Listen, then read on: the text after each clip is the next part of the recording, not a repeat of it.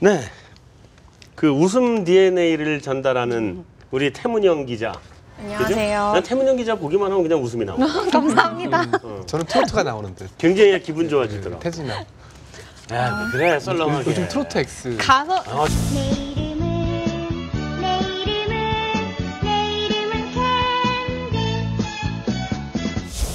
어쨌든 웃음 DNA를 전하는 태문영 기자가 전하는 글로벌 외신입니다. 그죠? 네. 우리 2주 동안 못 봤는데 지난주에 하나 못 보고 기분 좋았지?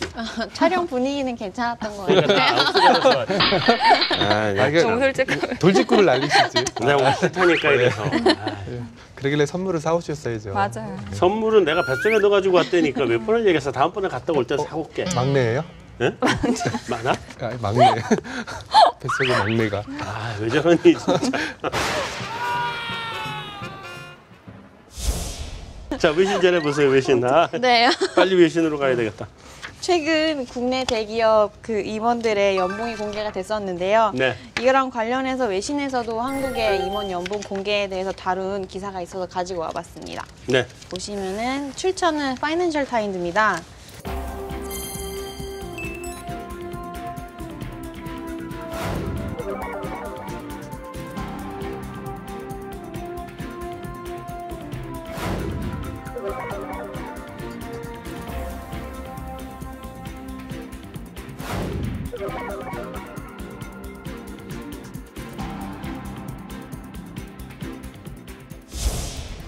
네. 내용을 말씀드리자면 한국 재벌 총수와 대기업 고위 임원들의 연봉이 처음으로 공개됐죠. 네. 연봉을 공개하기로 한 것은 진일보된 발전이라고 볼 수 있지만 거액의 연봉을 보게 되면 한국을 바라보는 외국인 투자자들이 어떤 우려를 하고 있는지 알 수 있다. 이런 기사 내용입니다. 이 외국인들이 하는 우려가 한국 투자자들, 한국 주시장에 대한 밸류에이션을 낮춘다 이런 지적이 있었는데요. 예를 들어서 그 아까 사진에 보셨던 최태원 SK 회장 같은 경우는 실형을 선고받았음에도 301억 원이라는 거액의 연봉과 보너스를 받았죠. 그래서 최태원 회장의 사례를 보게 되면 대기업 재벌 총수에 대한 그 처벌주의 문화가 좀 퍼지는가 싶었지만 사실은 그게 아니었던 것 같다. 다시 이런 또 의심이 들게 된다. 이런 게 FT의 지적이고요. 그다음에 뭐 연봉에서 나타나듯이 재벌가의 기업 경영에 대한 영향력이 여전히 매우 강력하다. 이걸 알 수 있다. 이렇게 FT 지적을 했습니다. 기업 거버넌스 문제는 외국인 투자자들이 오랫동안 가지고 있던 불만 사항이었죠. 네. 관련해서 얼마 전에 페이스북의 마크 주커버그 창립자가 상징적인 액수인 연봉 1달러를 받겠다고 해가지고 저기 화제가 되기도 했는데 약간 비교가 되는 기사였습니다. 근데 뭐 그 주커버그는 1달러만 받아도 그쵸. 네.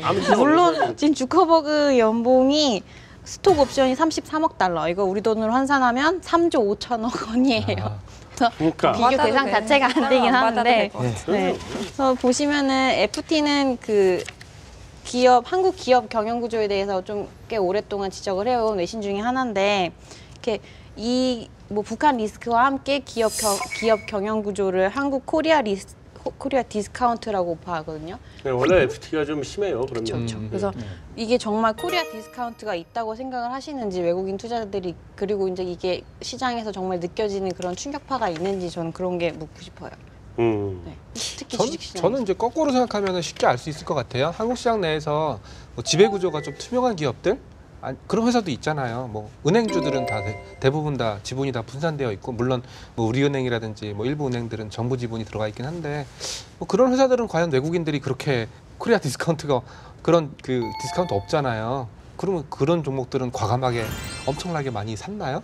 근데 그건 또 조금 다른 문제인가요? 왜냐하면은 은행 같은 경우에는 뭐 지분 구조가 굉장히 좀 다양화되어 있어서 특별한 오너라고 불릴 만한 사람이 없기는 하지만은 또 그러다 보니까 또 실질적인 오너가 있죠. 실질적으로 또 네. 정부에서 또 그렇죠. 좌지우지 해버리니까 네. 그게 오히려 또 약점으로 작용하는 지분은 거예요. 없으면서도 지배 구조의 문제는 원래 파이낸셜 타임스가요. 우리나라에서 네, 굉장히 비판적인 그 입장을 견지해온 언론이에요. 항상 그러니까 꼽집어왔었죠. 네, 굉장히 비판적인 입장을 견지하는 데인데 지배 구조에 관해서는 그런 게 있는 것 같아요. 그러니까 오너십 스트럭처가 그 오너십을 가진 사람이 경영을 하는 게 좋으냐, 전문 경영인 체제가 좋으냐 이거에 대해서는 이론이 있는 것 같아요. 장단점이 그렇죠. 있는 것 같아요. 장단점이 있고 이게 오너십이 있는 경영 체제가 노키아 사태에서 봤을 때처럼 빨리 대응을 할 수 있다는 장점에서는 장점이 더 있는 것 같고, 그러니까 그거의 대리인 비용의 그 원천이 서로 다르기 때문에 어느 대리인 비용을 우리가 지불할 것이냐에 선택을 하는 거 정도 아니냐 이렇게 보여지거든요. 배당 문제도 걱정하는 것 같아요. 뭐 대기업 뭐 임원들 이런 사람들은 이렇게 많은 돈을 받는데 도대체 주주들한테는 배당금을 뭐 어떻게 할 거냐 이런 불만도 좀 있었던 것 같아요. 그건 뭐 기사에는. 배당 정책이고, 그러니까 아직은 배당을 조금밖에 안 한다는 거는 우리 기업들이 아직은 성장성이 있다라고 봐줘야 되는 거죠. 성장 주식이니까 배당을 안 하죠. 어느 순간 성장이 더 이상 안 돼서 이제 돈 벌어서 캐시카우가 돼버리면 그때는 배당을 하겠죠. 그때는 뭐 주식이나 채권이나 차이가 없어지는. 그렇게 역시 하겠죠. 그래서 외신의 그, 채찍질. 그 부분은 그냥 이렇게 보는 게 좋을 것 같아요. 그냥 그 파이낸셜 타임즈가 원래 한국에 좀 비판적인 데다 이런 정도로 생각을 하고, 다만 이제 아까 그 최태원 회장의 사례가 여기 나왔는데 실제 경영 활동을 못했으면 연봉을 안 받아야 되는 건 맞는 거겠죠. 그러니까 그 부분에 대해서는 좀 고쳐가지고 나가는 예, 것 같고, 그거는. 그래서 좀 그 정도로 보면 될 것 같은데요, 그죠? 다음은 중국 웨이보와 알리바바의 뉴욕 증시 상장과 관련된 소식입니다. 뭐 CNN 머니 이거를 가지고 왔지만 네. 다른 외신들에서도 최근 많이 관심을 가지고 다뤘던 소식이에요. 보시면 중국판 트위터로 잘 알려져 있죠. 소셜 네트워크 서비스 웨이보가 2분기 중에 뉴욕 증시 나스닥에 상장할 계획이라고 합니다.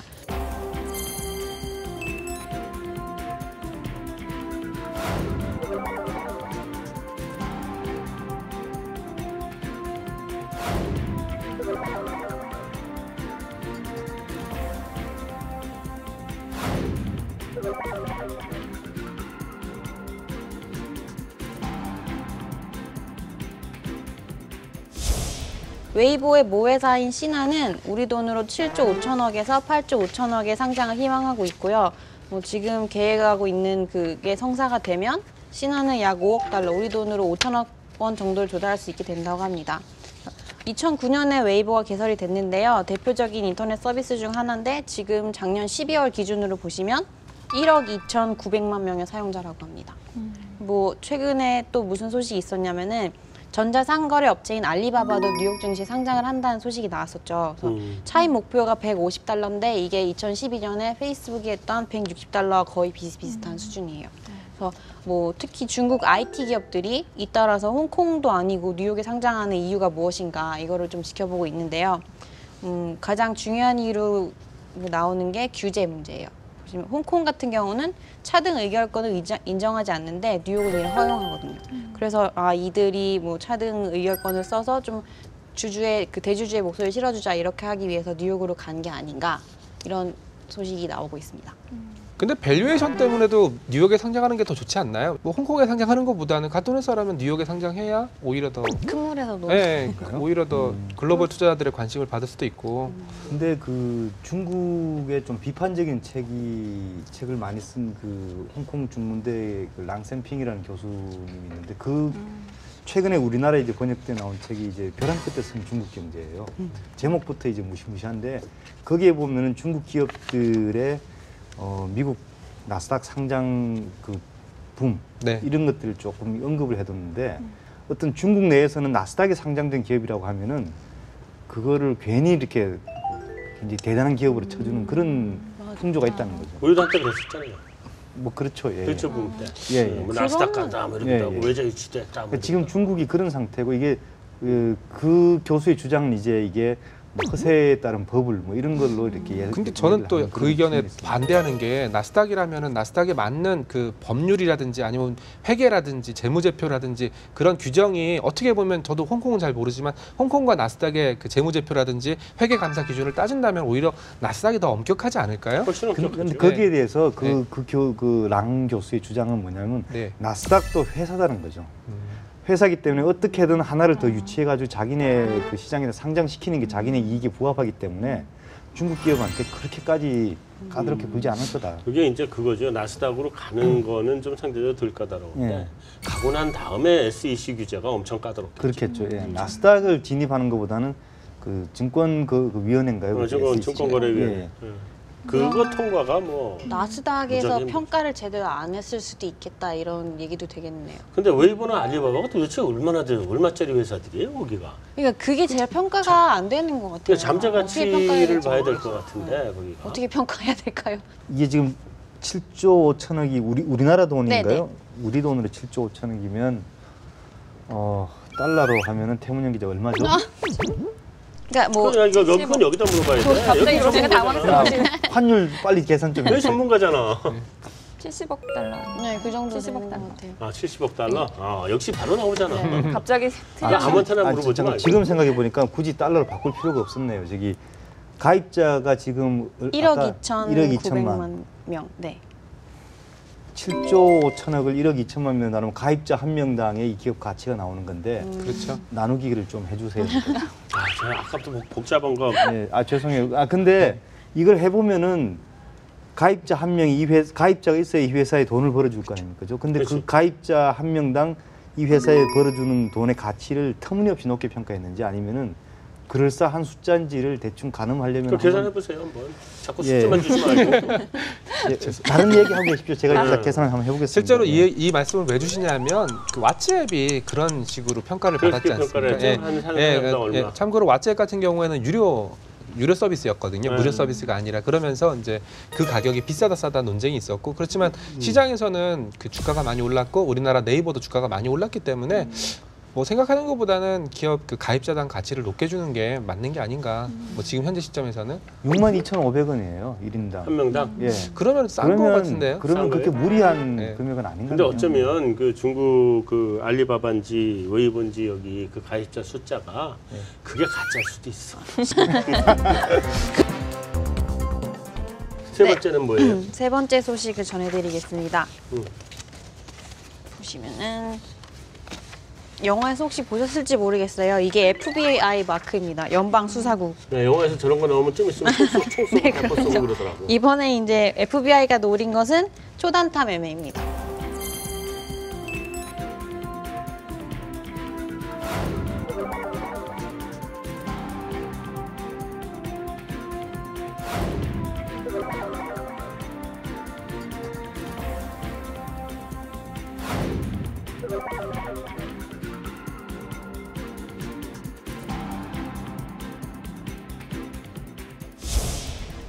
월스트리트저널 기사인데요. 예. 미국 연방수사국 FBI가 그동안 초단타 매매에 대한 광범위한 수사를 해왔다고 하네요. 네. 수사는 1년 전부터 시작이 됐는데 아직 초기 단계에 있고요. FBI가 보는 점은 초단타 매매 트레이더들이 다른 투자자들이 알 수 없는 정보를 뭐 써가지고 다른 사람보다 먼저 거래를 하면서 내부자 거래법을 위반했는지 안 했는지를 수사하고 있습니다. FBI는 또 초단타 매매 업체들이 이익을 내려고 거래 주문을 실제로 체결이 되든 체결이 되지 않든 내가지고 가격을 조작하려 했는지도 조사를 하고 있는데요. FBI 외에도 상품선물거래위원회랑 증권거래위원회, 아까 말씀하신 SEC죠. 그러니까 초단타 거래자와 주요 거래소 간의 유착관계가 있었는지도 조사 중이라고 합니다.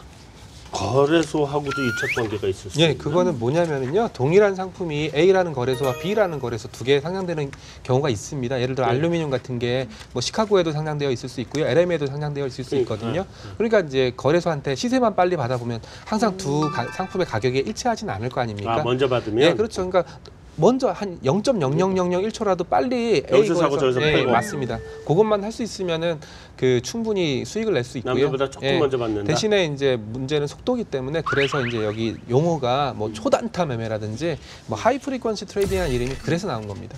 그건 사람이 못하는 거겠네요. 네, 맞습니다. 최근에 있었던 거의 기계가 하죠. 예, 한맥투자증권 사태도 이런 초단타 매매 일종이라고 보시면 되고요.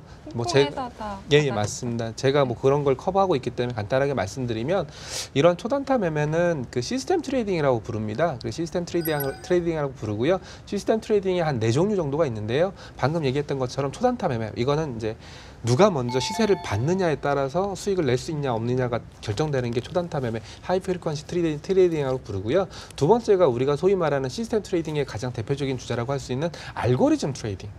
뭐 예를 들어서 삼성전자 주가가 올라가게 되면은 나는 뭐 삼성전자 우선주를 산다. 아니면 삼성전자 주가가 떨어지게 되면은 뭐 삼성전자 선물을 막 기계적으로 때린다. 뭐 이런 것들, 이런 로직을 짜서 매매를 하는 게 알고리즘 트레이딩이고요. 세 번째는 마켓 메이킹이라고 부릅니다. 이건 ELW라든지 이런 쪽에서 많이 쓰는 건데요. 내가 이제 시장의 신이죠. 그러니까 내가 매도 호가도 내고 매수 호가도 내고 그러다가 이제 예를 들어서 어떤 잘 모르는 사람이 좀 높은 가격에 사자를 내버리면 그거를 팔아버리고, 아니면 어떤 사람이 좀 낮은 가격에 사자를 주문을 내버리면 그 주문을 내가 받아주고, 뭐 이런 식의 매매를 해서 시장을 아우르는 게 마켓 메이킹이라고 부르는 기법이고요. 그리고 그거 외에 뭐 HTS와 같은 프로그램을 이용해서 매매를 한다고 해서 뭐 프로그램 매매라든지 그런 것들이 좀 있습니다. 그래서 한국에서는 이렇게 하이 프리퀀시 트레이딩이라든지 이런 것들을 아직까지는 못하게 막진 않습니다. 못하게 막진 않는데요. 이런 하이 프리퀀시 트레이딩이 어떻게 본다면은 가장 큰 나쁜 점은 뭐냐면 서버 부하입니다. 서버 부하. 그러니까 주문을 넣다 뺐다, 넣다 뺐다, 넣다 뺐다, 넣다 뺐다를 수천 번, 수만 번 반복하기 때문에 서버 부하가 발생할 수 있고요. 거기에 따라서 그 시장에 참여하고 있는 선량한 피해자가 발생할 수 있다는 거죠. 그렇지만 한편으로 생각한다면 그런 사람들이 유동성을 공급해 주기 때문에 그런 유동성 공급 차원이라든지 아니면 거래 활성화 차원에서는 또 긍정적인 부분이 있고, 여기 기사에 나왔던 것처럼 뭐 시세를 먼저 준다든지 아니면은 가격 정보를 먼저 준다든지 그러면은 뭐 충분히. 우리나라는 그런 경우는 없잖아요. 우리나라는 비슷한 경우가 있었죠. ELW. 예, ELW라는 상품이 있었는데요. 그 ELW라는 상품이 일종의 마켓 메이킹입니다. 증권사가 모든 물량을 갖고 있고 증권사가 처음에 매도 주문만 먼저 낸 다음에 그걸 개인들이 사게 되면은 그때부터는 뭐 매도 매수를 주문을 내서 증권사 LP를 맡고 있는 증권사가 마켓 메이킹을 하는 그런 건데요. 그 스칼퍼들은 주로 뭘 노렸냐면 이렇게 증권사가 매도 주문을 내고 매수 주문을 내지 않습니까? 그러면 기초 자산의 가격이 바뀔 경우에는 주문을 다르게 내야 되거든요. 그렇죠. 근데 그 속도가 순식간에 일어나는 게 아니라 기초 자산의 가격이 변하고 나서 하나, 둘, 셋 한 다음에 다시 주문을 내기 때문에 그 스캘퍼라는 그런 사람들은 그 시간 차이를 이용해서 가격이 변화하면 바로 자기가 이제 주문을 채가고 그런 매매 했던 거였는데, 증권사에서 그 스캘퍼 하는 친구들한테 뭐 전용선을 제공한다든지 아니면은 뭐 좀 HTS 프로그램을 좀 바꿔서 좀 이제 빨리 주문이 좀 들어가게 해준다든지 좀 그런 걸 좀 해서. 실제로 그럼 기초자산 가격이 바뀌었을 때 그 뭐 ELW라든가 아니면 ETF도 마찬가지입니다. 네. 그게 바뀌는데 한 3초 정도에. 예, 제가 예를 들어서 3초 정도 말씀을 드린 건데요. 실시간으로 바뀌진 않겠죠. 왜냐하면 실시간으로 바꿔버리면 첫째 해지 비용이 너무 많이 들지 않습니까? 예를 들어서 선물이다라고 생각했을 때 선물이 하루에 얼마나 많이 변합니까? 근데 변할 때마다 계속 호가를 바꿔주면은 체결되고 이래서 거래 비용이 좀 낭비가 될 수 있고요. 그리고 그 스칼퍼를 했던 친구들은 그런 로직들을 알고 있는 친구들이었거든요. 기초자산의 가격이 뭐 1% 변했을 때 뭐 예를 들어서 LP가 이렇게 호가를 이렇게 제시하기 때문에 얘는 요 정도 가격에서 뭐 호가를 제시할 거기 때문에 나는 그 전에 끊고 들어간다든지 좀 그런 친구들이 많이 있어서. 그리고 또 그때 한참 뭐 증권사 약정 경쟁이라든지 이런 게 한참 좀 심할 때여서 그런 ELW 그 스캘퍼들한테 뭐 전용선이라든지 그런 걸 제공했던 그런 게 있습니다. 근데 법원에서는 무죄 판결이 나왔고요. 무죄 판결의 논조는 뭐냐면 이 스캘퍼들이 우리 증권사 입장에서는 VIP다. 아니 은행 예금도 마찬가지지 않냐. 100만 원 맡기는 사람과 1억 원 맡기는 사람을 항상 똑같이 대접하면은 그게 말이 되냐. 우리도 이 사람들은 우리 입장에서는 VIP 고객이기 때문에 뭐 전용선을 제공한다든지 뭐 방을 제공한다든지 뭐 라인을 제공했을 뿐이다. 우리가 뭐 그 증권자산 그 코스코에서 나오는 데이터를 먼저 얘들한테 주거나 뭐 그런 건 아니다. 포인트는 그건 것 같아요. 미국은 정보를 먼저 주는 거잖아요. 예를 들면 로이터에서 발표한 미시건대 소비자 신뢰 지수를 2초 먼저 정보를 제공을 그렇지. 한다든가. 근데 걸리는 거죠. 우리나라는 그런 건 아니잖아요. 예, 왜냐하면 정보 우리나라에서는 그런 그 가격 데이터라든지 그런 것들은 다 코스컴을 통해서 나가기 때문에 다 똑같이. 예. 그래서 이제 걱정되는 부분이 뭐냐면은 물론 뭐 시세를 먼저 줬다든지 그런 부분들은 엄격하게 불법이기 때문에 그거는 막아야 되는 부분이긴 하겠지만은 이런 것들은 사람의 손을 거치지 않고 기계적으로 나가는 주문들이기 때문에 그 로직이 한순간만 틀려버리면 회사를 하나 망하기도 할 수 있죠. 예, 한맥증권 사태가 바로 대표적인 케이스였고요. 한맥증권도 제가 알기로는 일종의 옵션 마켓 메이킹 주문을 내는데 그게 뭐 너무 많이 들어간다든지 아니면 전 행사까지 그래서 이제 옵션 주문이 좀 터무니없게 들어갔었고요. 그리고 이제 저희 같은 경우에는 옵션 매도 같은 경우에는 증거금이 많이 잡히지 않습니까? 그래서 매도가 너무 많이 들어가면 전산적으로 차단이 되는데 아마 그런 시스템이 좀 잘 안 거쳐져 있었지 않나.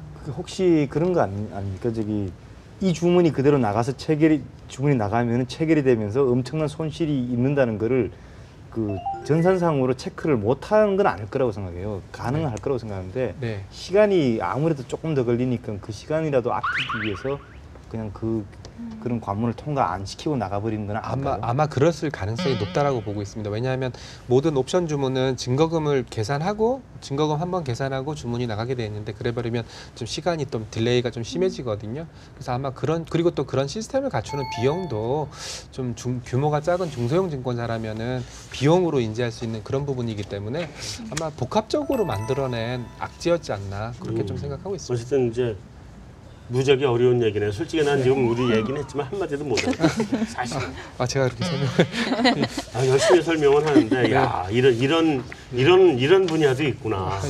자 어쨌든 뭐 오늘 외신은 다 전달한 거죠. 네, 여기까지입니다. 우리 웃음 뒤에는 해문영 기자 감사합니다. 감사합니다. 네, 그런 거 있어요. 오늘 이제 얘기를 하다 보니까 전부 다 IT 기반한 얘기들이 굉장히 많이 나왔는데 결국 마지막에 이런 투자도 IT 기반 아니겠어요? 그런 거 해봤는데 몽골을 쭉 이렇게 가서 보니까 굉장히 비관적으로 우리나라의 미래에 대해서 너무 응용만 있고 기초가 없다 이래서 비관적으로 봤었는데 몽골을 가서 보고선 생각이 좀 달라졌어요. 거기는 IT가 아예 그냥 와이파이 좀 되는 거 정도? 그거에 이제 베이스가 아무것도 없는 거예요. 그러니까 우리 지하철 타면은 어떤 사람은 그 카드 갖다 대고 어떤 사람은 휴대전화 갖다 대고 어떤 사람은 그냥 지갑 통째로 갖다 대고 어떤 사람은 뛰어넘죠. 뛰어넘기도 하고 밑으로도. 그러잖아요.